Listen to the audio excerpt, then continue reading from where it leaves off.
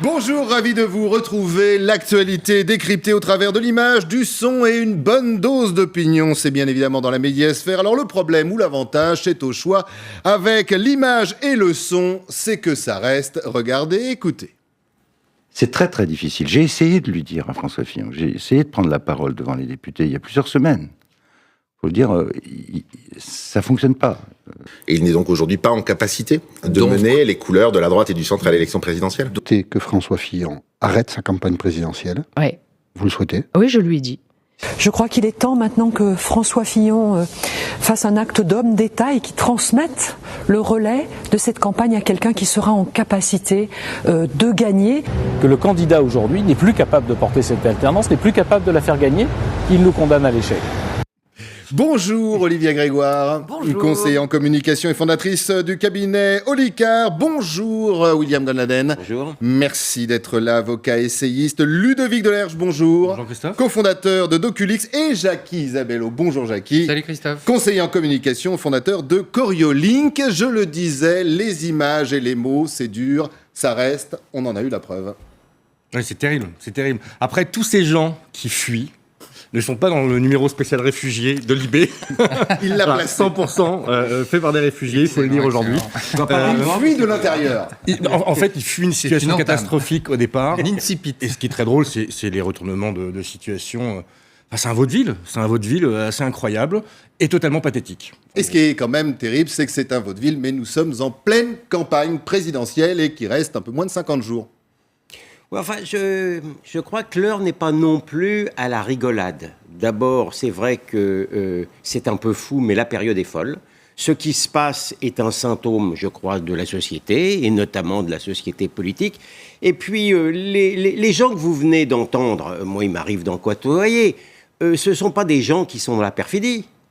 Ils sont paumés. Ils étaient paumés. Donc, à un certain moment, sans qu'ils soient encore une fois dans quelque chose de machiavélique, ils ont dit, il faut qu'il Fillon s'en aille. Et puis, ils leur tournaient. Maintenant, ils se disent, ils rentrent dans le rang. Mais je ne crois pas. Ce serait un exercice un peu facile d'y voir à nouveau des calculs politiques. Ils sont paumés, comme on peut être paumé dans une période judiciaire où lui-même ne sait pas où il va. Et où lui-même, c'était pas une très bonne locomotive, Fillon. Voilà, c'est ça. Ils sont paumés, Ouais. William Gonladen. Je partage le sérieux de William sur ce sujet. Je pense qu'effectivement, la période est grave. C'est entre le roman noir balsacien et le vaudeville. Ils sont effectivement paumés. Ce qui est assez étonnant, Jacques Pilon disait toujours que dans la communication politique, il y avait le lancement, le paroxysme et la décrue.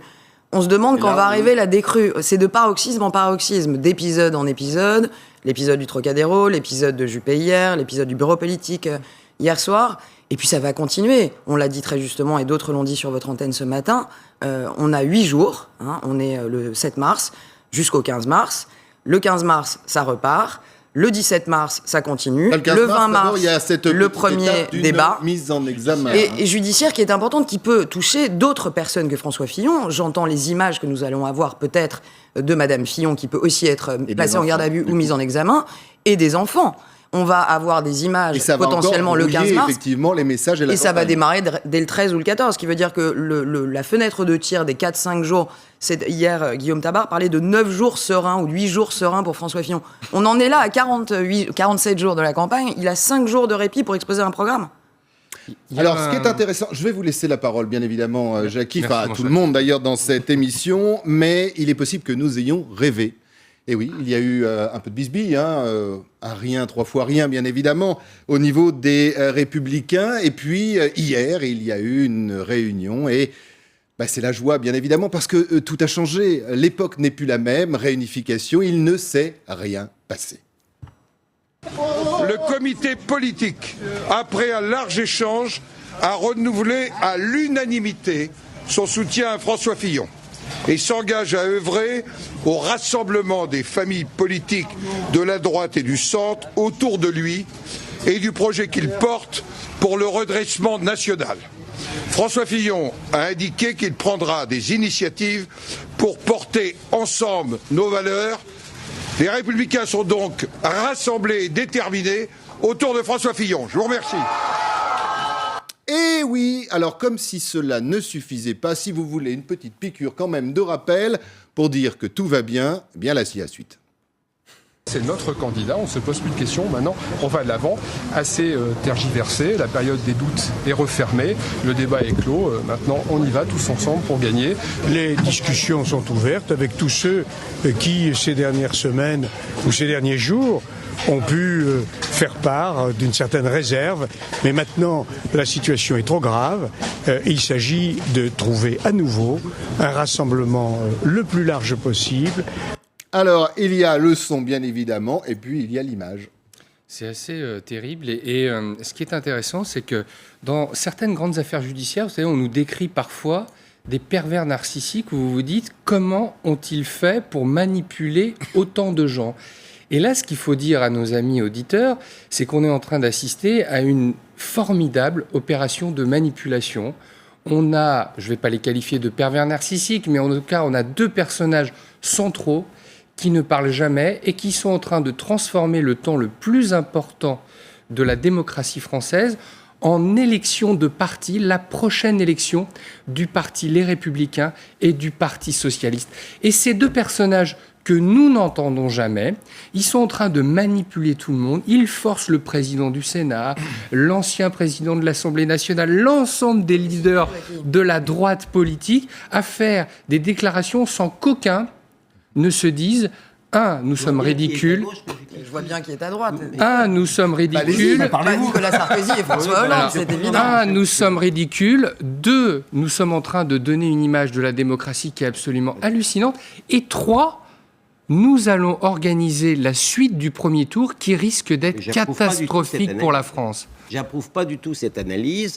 Je serais ravi de vous entendre. Non, mais bien entendu, je sais que ça n'est pas mauvais pour l'émission, mais je veux dire par là, j'approuve pas cette analyse parce que ça voudrait dire que les choses sont prévisibles. Il y a une sorte de fleuve que d'aucun capitaine peuvent contrôler. Ça n'est pas vrai. Les seuls qui ont agi... William, quand François Baron se retrouve derrière François Fillon au Trocadéro, l'émission que la France entière a regardée, on s'est arrêté, on a coupé la parole à nos familles pour dire regardons un moment ce qui se passe. Et là, on a vu passer l'ensemble des soutiens du président de la République derrière François Fillon. Une influence, le mannequin est porté par Nicolas Sarkozy. Les seuls qui ont eu une influence vérifiable, et je ne suis pas sûr eux-mêmes que ce soit dans le cadre d'une machination, ce sont les juges.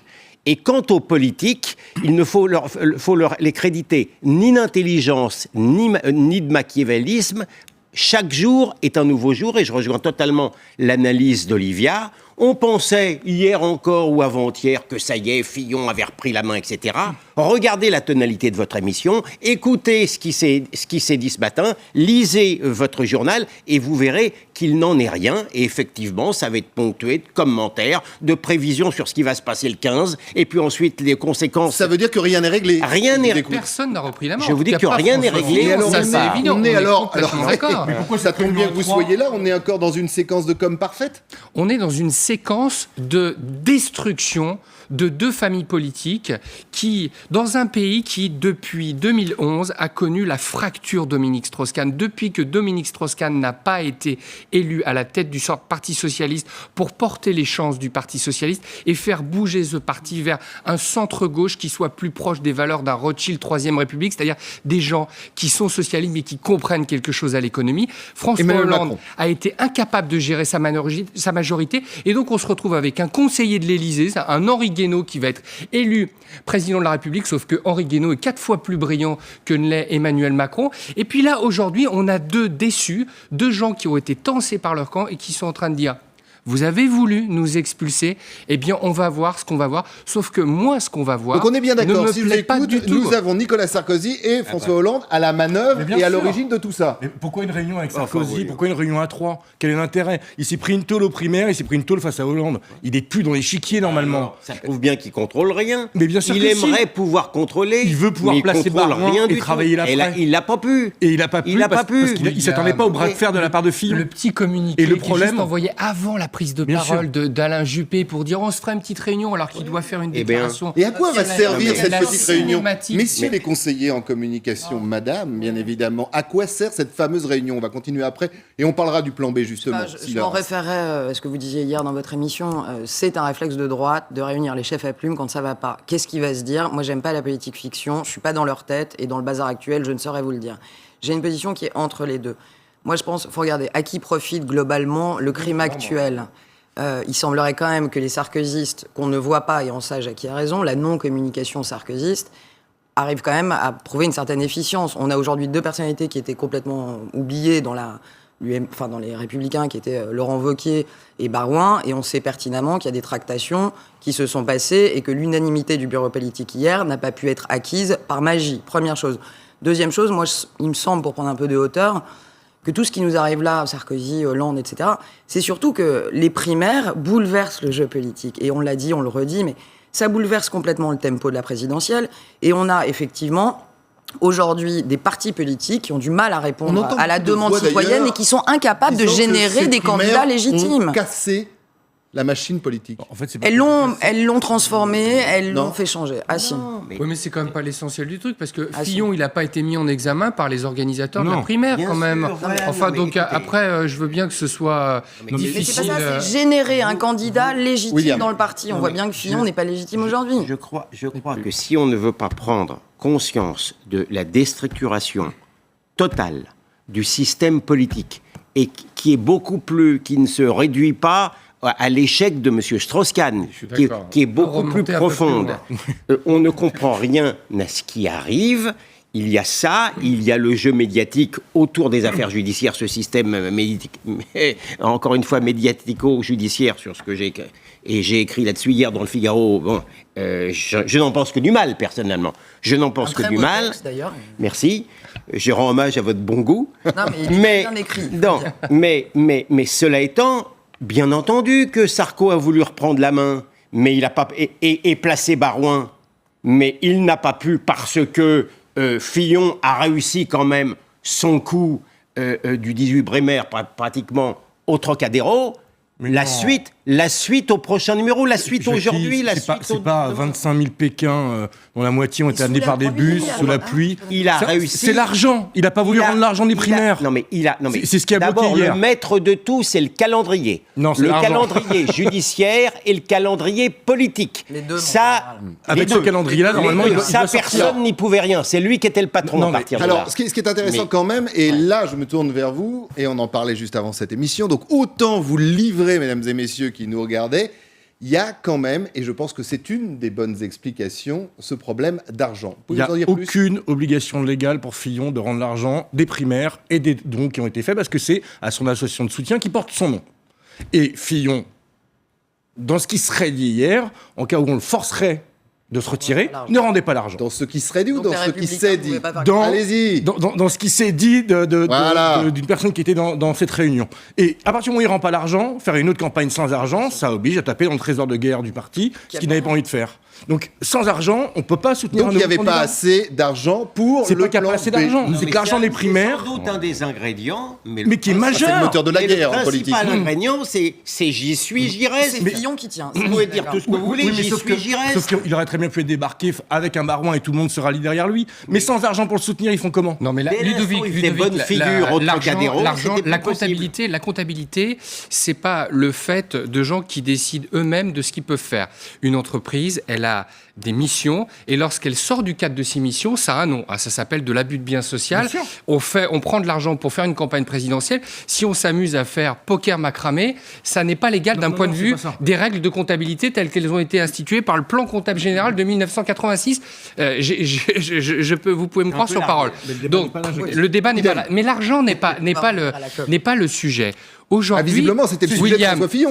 Là où je ne suis pas d'accord avec vous, c'est de dire, vous ne vous rendez pas compte que ce qui s'est passé dimanche, c'est une instrumentalisation d'un cœur de la droite que Chirac avait gardé sous le boisseau pendant des années et des années. Et il avait dit à cette droite, OK les gars, on me suit, mais on ne va surtout pas aux extrêmes. Et ces gens-là, ils sont en train de se libérer. Et ces gens-là, ils sont devenus fous furieux avec ce qui s'est passé dimanche.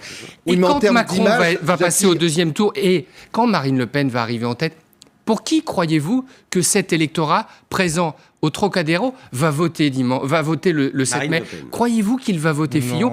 Et Nicolas Sarkozy est en train de jeter un peu de la poudre de perlimpinpin sur ces gens-là, divisant pour mieux régner. Et c'est dangereux. On est dans le fantasme de Trump. C'est-à-dire qu'on a un Fillon qui a fait les gros bras, qui a mis toute la famille au pas, C'est plutôt positif pour quelqu'un de droite. On y arrive.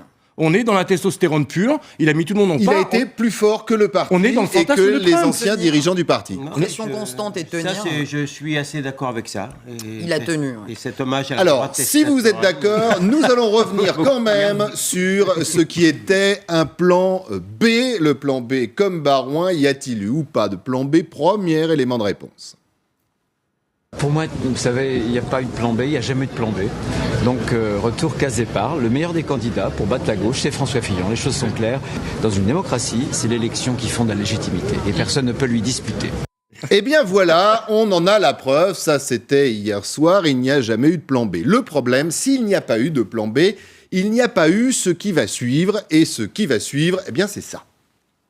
Je n'ai pas l'intention de m'engager dans des tractations partisanes, ni des marchandages de postes. Pour un gaulliste, ce n'est pas l'esprit de l'élection présidentielle. Je ne suis donc pas en mesure aujourd'hui de réaliser le nécessaire rassemblement autour d'un projet fédérateur et c'est pourquoi je confirme, une bonne fois pour toutes, que je ne serai pas candidat à la présidence de la République. On va analyser les propos d'Alain Juppé. Ils ont été durs, très durs. Alors, s'il n'y a pas de plan B, je ne fais pas ce métier. Il y a quand même quelque chose qui s'est passé hier avec Alain Juppé. On le voit là aussi, en termes d'image, en termes de prestations, il s'est passé quelque chose. Il y a une première séquence qui a été l'affaiblissement de François Fillon, et on l'a bien vu. Puis, il a commencé un peu à reprendre la main en rassemblant son camp autour de lui. On passe les différentes étapes.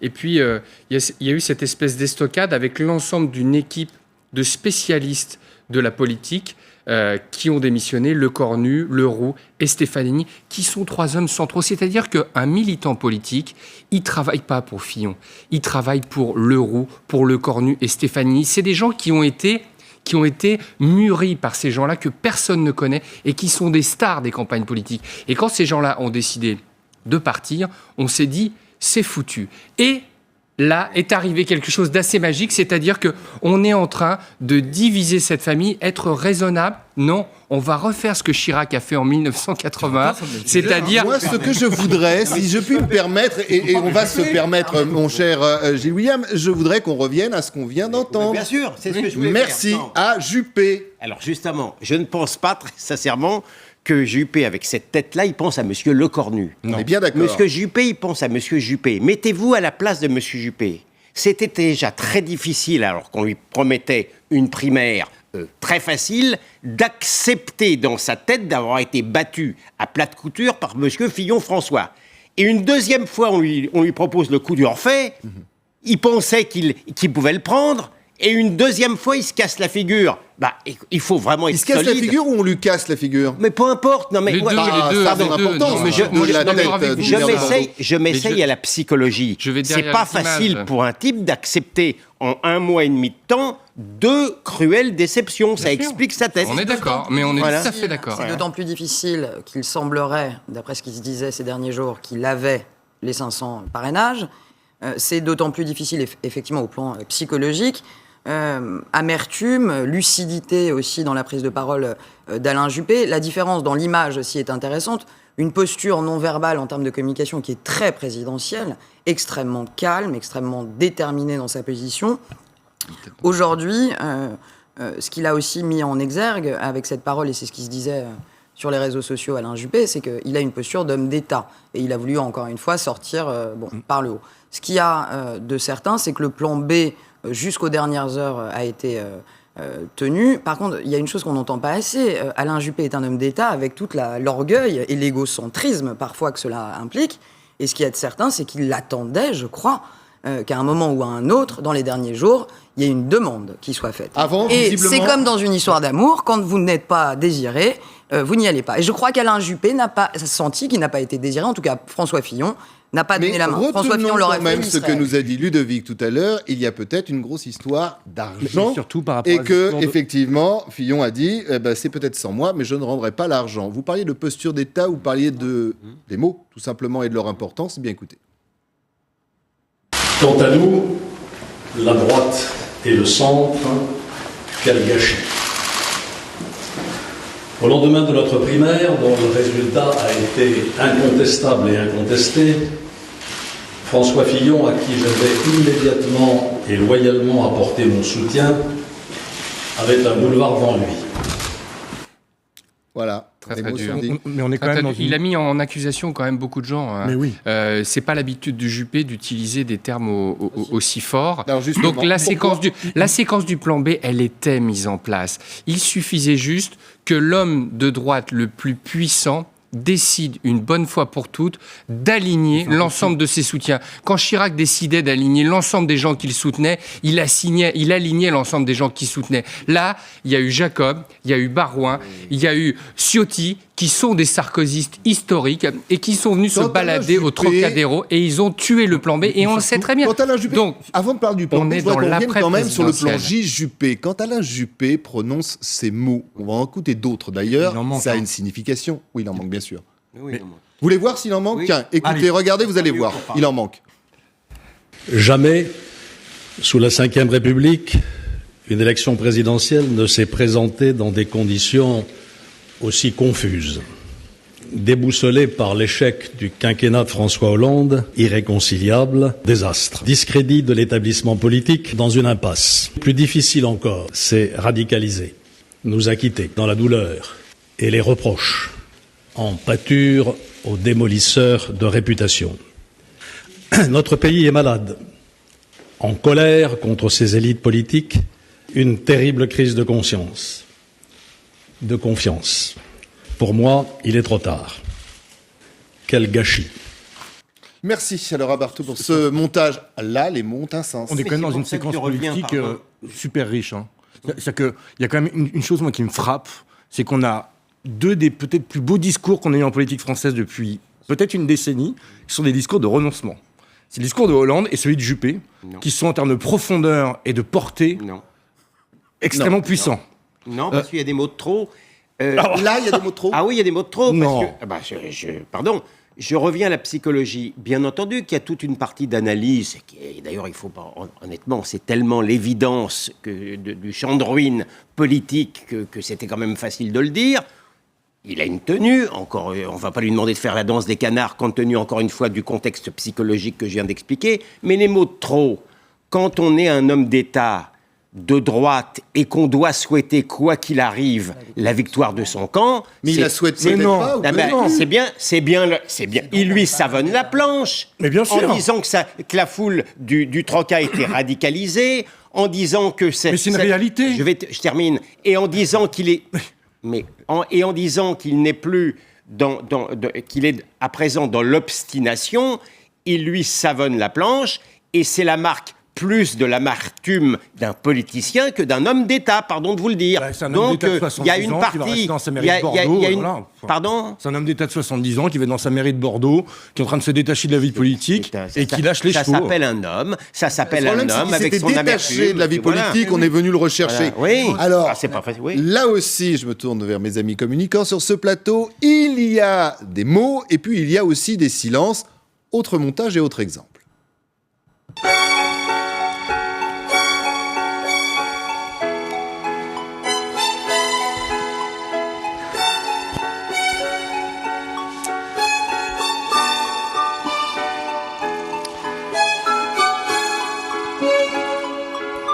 Quel gâchis. Voilà, et le mot qui revient, quel gâchis. Moi, j'adore les montages, Christophe, que vous faites avec votre équipe. Les choix musicaux, à chaque fois, me transcendent totalement. Oui, c'est d'ailleurs, à la fin de ce film, avec Jean-Paul Belmondo, on ne sait pas si ça finit bien. C'est d'une cruauté, parce que c'est vrai qu'Alain Juppé ne méritait pas ça, mais la politique est un jeu cruel, donc on ne va pas revenir là-dessus, mais c'est de se dire, j'ai envie de dire à William est un homme de loi, c'est-à-dire qu'il va accepter, et il nous explique qu'il va accepter de convoler avec une République mise en examen. Parce que ce qu'on est en train de dire, c'est que quelqu'un qui va être mis en examen, nous avons fait référence au général de Gaulle, nous avons même dit que nous refuserions de nous présenter si nous étions mis en examen, on accepte aujourd'hui de porter un électorat et lui dire, tu sais, c'est pas grave, le monde nous regarde et soyons des escrocs et avançons la tête haute. Eh bien écoutez, moi qui suis un peu de droite comme vous, William, j'ai pas envie de cette droite-là. J'ai pas envie de cette droite-là et il n'est pas responsable de porter un projet de droite. Ah mais c'est la faute de... J'ai toujours dit, enfin dès le départ, Fillon aurait été bien inspiré de dire « Je ne joue pas votre jeu avec des dés pipés ». Au lieu de ça, il a dit « Oh, ma femme, mes enfants, vite l'affaire, et puis j'accepte de partir si jamais je suis mis en examen ». Croyez-moi, ça serait arrivé à Sarkozy ou ça arrive à Marine Le Pen, ça glisse tout seul. C'est François Fillon est le principal. Et je compatis parce que, croyez-moi, j'ai pas un regard sympathique sur le calendrier des juges. Mais j'affirme que François Fillon est le principal artisan de son malheur en raison de sa communication calamiteuse au début du film. Combien de divisions François Fillon ? Eh bien aujourd'hui, il a les divisions sarkozystes et ça lui suffit. Ah bon ? Ça lui suffit Ah bon, vous pensez que ça va suffire ? Moi, ce qui me choque, c'est que vous ne soyez pas d'accord avec le travail des juges. Oui. Il y a un type qui s'appelle Cédric Héroux. C'est marrant comment les rebelles de gauche considèrent qu'on doit être absolument extatique par rapport à la justice en général. C'est bizarre. Il faut être rebelle envers tout, mais il faudrait que nous soyons obséquieux. Moi qui connais la justice, moi qui connais la lenteur du calendrier judiciaire, je peux vous dire les yeux dans les yeux que la manière dont on opère M. Fillon est un scandale total, qui devrait faire rougir la justice française. Et je vous le dis. François Fillon. Pardon ? Mais vous vous trompez. Moi, je mets 3 ans. Je l'ai écrit dans le Figaro.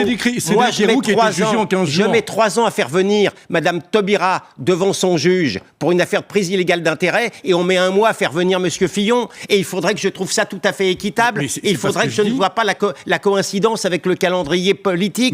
Mais vous plaisantez ou quoi ? C'est pas ce que je dis. 2, il y a quand même un type qui s'appelle Cédric Héroux qui a été jugé en 15 jours pour avoir faire un toit et à manger à des gens. Une affaire financière, mon Dieu. Mais quel rapport ? Mais excusez-moi.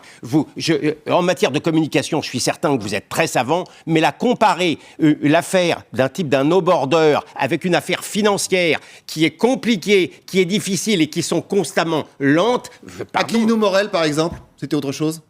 Oui, non, mais de toute façon, Aquilino Morel, ça n'a rien à voir. Ça n'a pas du tout été le même processus judiciaire. C'est avant tout un scandale politique, un scandale moral. Qu'est-ce que ça a à voir avec ça ? Rien. Je vous dis, vous savez, moi, je ne suis pas un filloniste invétéré. Je viens quand même de dire des mots très durs. Je vous dis, en conscience et en tant qu'avocat, que ce qui a été fait a été fait là est quelque chose d'indigne d'une justice d'un pays démocratique. Alors revenons à cette politique et à ces élections. Bien évidemment, on le voit pollué par un débat également, mais qui a son importance judiciaire ou sur une intervention des juges. Est-ce que l'on peut dire aujourd'hui, si on va essayer de clouter avant de parler du plan B, quoique le plan B est important aussi, est-ce que l'on peut dire qu'il y a une réelle pacification chez les fillonistes ou chez les républicains ou pas ?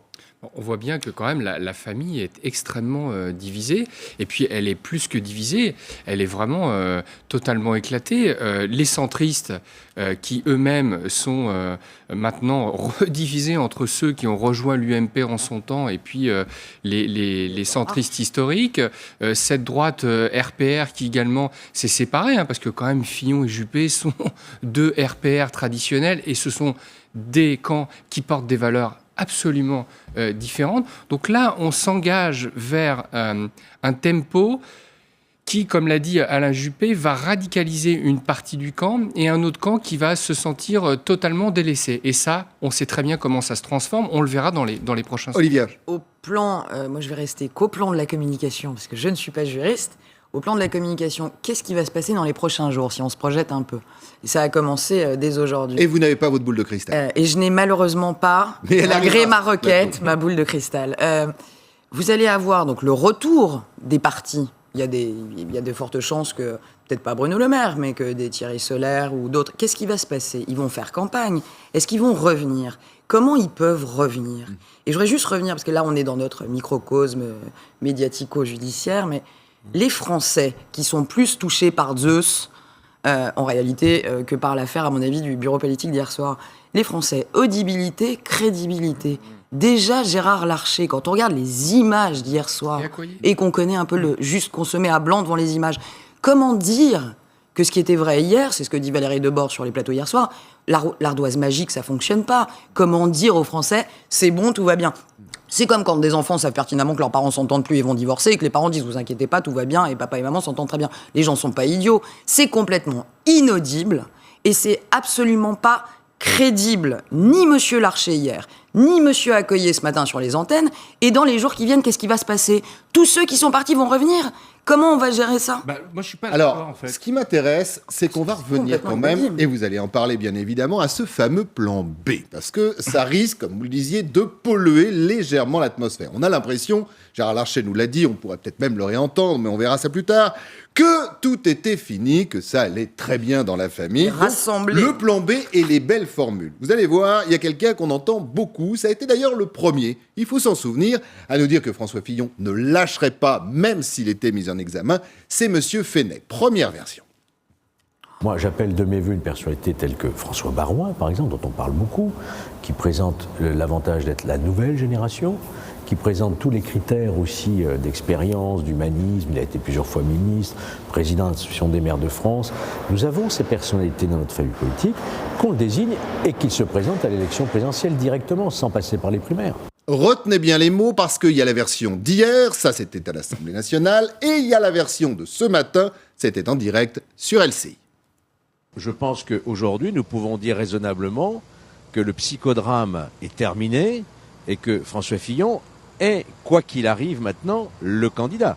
Ça ne veut pas dire pour autant que tous les problèmes sont réglés.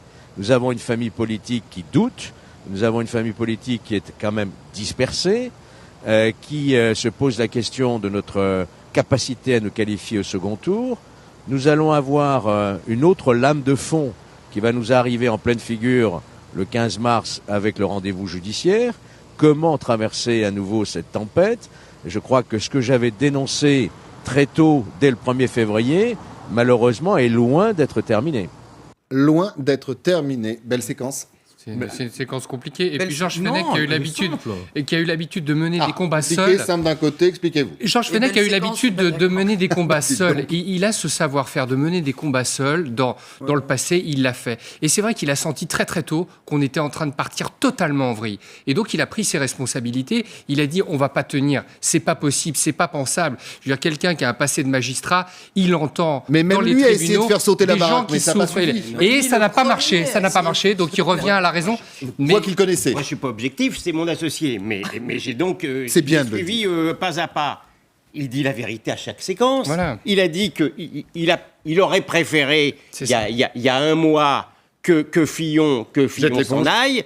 Il constate malheureusement qu'il n'est pas parti. Il en prend acte. Et en même temps, il vous dit très tranquillement aussi que son trouble, c'est la pure vérité. Il est obligé. Donc je trouve que c'est franc et sincère. Mais il parle de trouble, mais il dit aussi que rien n'est réglé. Mais en fait, la séquence de communication, c'est exactement le cas. Pour moi, c'est très clair, c'est qu'on a un coup de force hier de Fillon. C'est-à-dire que tout le monde arrive chargé en se disant il faut qu'il se désiste en faveur de Barouin. Et il fait un coup de force, et tout le monde sort, la queue entre les jambes. C'est-à-dire qu'un homme Fillon. seul, un homme affaibli, un homme qui va être mis en examen dans les jours à venir, un homme contesté par son parti, arrive à exploser tout le monde, régler le compte de tout le monde. Olivia, aidez-moi, c'est pas Fillon qui fait un coup de force hier. Enfin, à un moment, il faut revenir. Ce sont les autres qui font un coup de faible. Mais je pense qu'il y a une conjonction, mais c'est la situation, c'est la conjoncture qui est forte. C'est le temps, c'est le calendrier qui s'impose. Et vous avez... On est bien d'accord. Et celles et ceux qui nous regardent l'ont vécu aussi. Hier, on pense que... Et ce week-end, on pense que le compte de Fillon est réglé. Elle ne tenait pas davantage la route. Barouin est un garçon qui ne fait pas l'unanimité du tout à droite. Donc de toute manière... En tout cas, ce dont on est... lui, il était chargé, Barouin, pas de casserole. Ils se sont dit, Barouin, président des maires de France... On l'a pas entendu cette phrase, qu'est-ce qu'il a dit? Il l'a dit à un moment, justement, de façon sibylline, je n'irai pas, parce que quand il voit le sort assigné à M. Fillon, il sait très bien que potentiellement il a 2-3 casseroles et une cocotte minute derrière.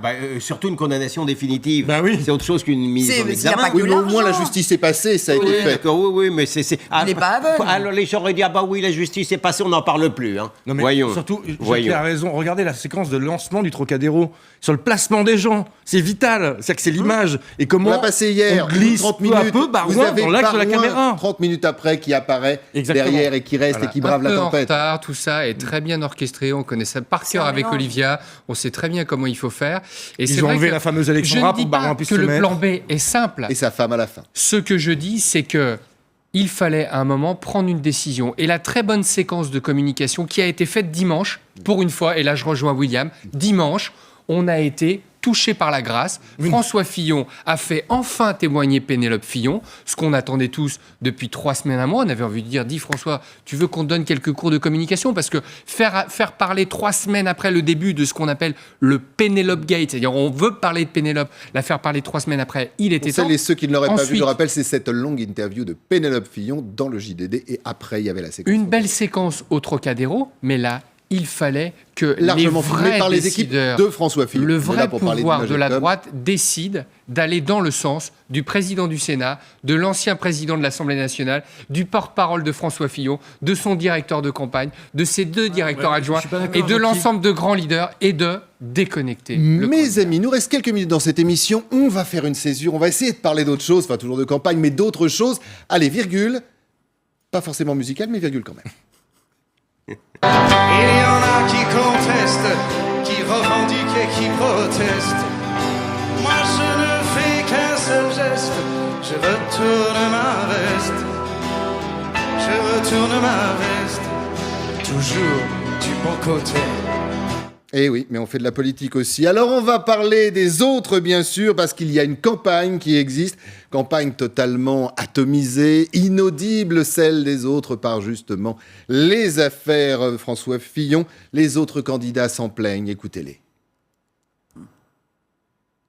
J'en peux plus, moi. Hier, c'était François et Alain. Maintenant, c'est François et l'autre François. Et Nicolas s'y intéresse aussi. Bon, écoutez, si on pouvait être 2 secondes sérieux. Moi, je me suis lancé dans cette campagne présidentielle avant les primaires de gauche et de droite, en disant que je n'y croyais pas. Ils sont en train, les uns et les autres, de démontrer que j'avais raison. Et en disant que peut m'importer le candidat qui en sorte. Donc, je ne vais pas commenter aujourd'hui les vicissitudes. C'est pas mon problème. C'est le problème de la droite et du centre. Ils sont aujourd'hui dans une situation de division absolument totale, avec en réalité aucune sortie de crise qui soit, à mon avis, positive pour eux. Le problème, c'est que c'est leur problème et que ça impacte largement, on le voit, leur campagne. Bien fait d'ailleurs pour Hamon, parce que ça évite de parler notamment de son retour sur le revenu universel, qui était quand même la pierre angulaire de son programme. Retour ça lancé, mais... Allez-y, prenez la parole. Non, mais enfin, sur le retour sur le revenu universel, c'est quand même plombé par l'Institut Montaigne, dont... la femme du patron est quand même présidente de l'association En Marche. Enfin bon, bref. Mais surtout, globalement, ce qui est intéressant sur ce que disent... ce que vous dites, que la justice va s'en saisir. Mais c'est vrai. Connu de tous. Hein. Enfin, la femme du patron de l'Institut Montaigne qui a évalué le revenu universel et la patronne de l'association En Marche, c'est la présidente. Mais et l'Institut Montaigne qui a hébergé En Marche les 6 premiers mois de son existence. De temps en temps. Alors, cette campagne polluée. Mais en tout cas, même Mélenchon hier en conférence de presse, Hamon, tous... Ce qui relève, et moi ce qui me semble juste, c'est que tout ça reste indigne et pathétique par rapport à l'enjeu et par rapport à ce qui nous attend sur les 5 prochaines années. C'est anormal que tout le bruit soit autour de ça. Et rien que pour ça, je suis d'accord avec vous, Fillon aurait dû se retirer bien avant, au moins pour qu'il y ait un débat de fond, qu'on demande à chaque élection, qu'on n'a jamais. Mais malgré tout, c'est indigne. Moins de 50 jours de campagne, on est la risée des journaux étrangers, notamment européens. La campagne est foutue à cause de ça, justement. Dans le décret d'explication de la légitimité du CSA, on dit que le président de la République désigne le président du CSA parce que les médias audiovisuels sont fondamentaux dans l'expression de la démocratie. Aujourd'hui, j'aimerais pas être dans les chaussures de monsieur Olivier Schramek parce qu'il y a des principes qui ont été promus par un texte législatif qui a été modifié très, très dernièrement. Et là, aujourd'hui, je me demande comment on peut, ne serait-ce qu'expliquer ce que veut dire l'équité des temps de débat pour des petits candidats qui, eux aussi, ont droit à la parole et que Benoît Hamon s'en fiche très bien. Mais il y a tout un tas de gens que les primaires ont fait émerger dans certains cas et qu'aujourd'hui, on ne peut pas entendre. Les idées nouvelles ne peuvent pas émerger et honnêtement, comment pourrait faire le CSA pour dire à un moment, est-ce qu'on ne peut pas un peu Marine réduire ? Le Pen, c'est quand même du lourd au niveau des candidats. Et pourtant, eux aussi s'en plaignent. Vous les avez entendus. Oui, s'en plaignent. Et puis Emmanuel Macron ne manque pas de rappeler, en parlant de vicissitudes, que ce qui abîme aussi tout ça, ce sont les primaires auxquelles il a refusé de se présenter. Et je maintiens que le jeu des primaires bouleverse complètement la donne politique et qu'aujourd'hui, on a effectivement une campagne qui est profondément... loin des vrais sujets, loin des vrais enjeux, En même temps, on parlait de Trump tout à l'heure, et Ludovic avait raison. Qu'est-ce qu'ils ont, les Français ? Relisez ce qui se disait à un mois de l'élection de Trump. C'est quand même un... Je comprends pas bien, là, tout de suite, notre discussion. Nous sommes, je peux m'inclure, hein, nous sommes tous responsables du caractère un petit peu lamentable de cette histoire. Les Français dans leur ensemble, qui sont à la fois, qui pestent contre le système, mais qui sont très voyeurs, qui se régalent de cette affaire on en revient judiciaire. À la télé-réalité. Il y a un côté sadomaso. C'est-à-dire que d'un côté, ils veulent voir du sang, ils veulent voir un Fillon avec une gueule pas possible, les jeux du cirque, et ensuite, le côté maso, c'est ils s'en plaignent en même temps ensuite. Donc c'est le système, c'est le système lui-même qu'il faut incriminer. Plutôt que ces acteurs, nous sommes acteurs également. On est complètement d'accord. À la fois, on n'est pas obligé de donner aux gens ce qui leur plus bas instinct appelle, mais fondamentalement... Il faut dire que la matière, on ne peut pas la renier aussi, on l'a. Non, mais ce dont on s'aperçoit, c'est qu'aujourd'hui, nos institutions ne sont absolument pas adaptées à notre vie politique. Et qu'il faut réformer, si ce n'est refaire, parce qu'on a une constitution qui a été faite pour un type. Une 6e République, au hasard. Qui s'appelle Charles de Gaulle, qui avait peur du Parlement à la sortie de guerres et de conflits politiques majeurs. Et qui a été faite dans un temps donné. C'est un vaste programme, comme disait De Gaulle, parce que mais bien sûr. Il faut réformer le système médiatique, il faut réformer le suffrage universel, il y a beaucoup de choses à faire dans votre histoire. Il faudrait aussi réformer pendant qu'on y est, il faudrait réformer la justice. Bon, donc je vous parle du système. À moins de 50 voilà, jours. Donc il a ses avantages, il a ses inconvénients, et je crois qu'il faut. En tous les cas, il ne faudrait pas continuer à le vitupérer en même temps qu'on lui appuie sur la tête. Il y a quelque chose qui me gêne dans la démarche. Voilà. Bien d'accord. Et au plan psy, je suis assez d'accord. Voilà. Mais là où vous avez raison aussi, Ludovic, c'est... Là, on parle de la droite, mais moi, je suis prête à mettre ma main à couper. Et ça a démarré ce matin avec M. Barthelone qui s'est exprimé et qui a exprimé ses doutes sur le fait qu'il allait soutenir ou non la candidature de Benoît Hamon, d'ailleurs, candidat du Parti socialiste. De l'Agriculture, ça veut dire des quoi? amis de Hollande. Ça veut dire que ceux qui ont été élus dans ces primaires ne sont pas, quoi qu'on en dise, dans l'échiquier politique aujourd'hui, considérés comme naturellement légitimes. Ça veut dire que les partis politiques sont à la rue. Sont morts, si j'ose dire. Et sont fracturés, ne répondent plus à la demande. Les partis politiques sont à la rue. On en finit au moins pour aujourd'hui. Merci à tous les quatre, merci à vous de nous regarder. On se retrouve demain, même jour, même heure, bien évidemment, et même lieu. Et on termine sur ça, parce que ça aussi, c'est la campagne. Comment peut-on dire, en 3 semaines, tout est son contraire ? Seule solution concrète et crédible pour redresser le pays, c'est la candidature de François Fillon. François Fillon ne peut pas gagner l'élection présidentielle en rassemblant les Français. Est-ce que vous êtes sûr que François Fillon soit le candidat définitif et idéal de la droite ?